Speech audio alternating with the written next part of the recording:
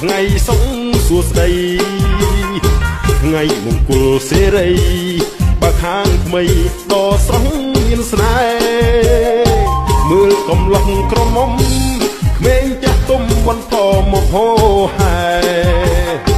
ក្រុមភ្លេងវងស្រុកស្រែស្ម័គ្រចូលរួមច្រៀងជួយសុំពរជ័យថាសូមអញ្ជើញអាចារ្យរៀបអាហារប្រដាប់សែនព្រេនដើមអុជធូបអុជទៀនថ្វាយទេវតាម្ចាស់ទឹកចាស់ដី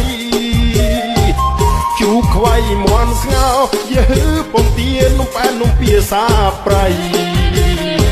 មានផ្លែឈើទុំជ័យការស្រស់ថ្មីថ្វាយបន់សុំហេងហេង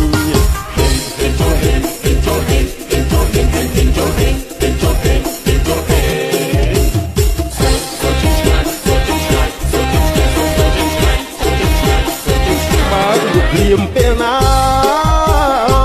ញាវហោហៀចូលទិញអាពេលកាន់ចំណេញញាវចូលចេញអត់ស្បើយមានកូនស្រីស្រស់ស្អាតមួយឆ្លាតទៅហើយមានរឿងអ្វីព្រួយឡើយខ្ញុំក៏ជួយទិញដែរ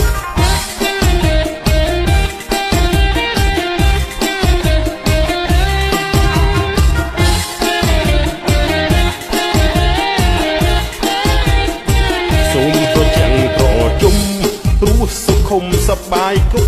រប់ប្រានគ្រួសារសុខសាន្តសូមឆាប់បានមានកូនប្រសាជំនួសជើងដៃ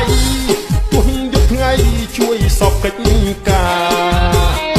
បាំងចំកូនប្រសាដូចខ្ញុំនេះណាឲ្យធ្វើអីក៏ព្រមចូលហេចូលហេចូលហេចូលហេចូលហេចូលហេ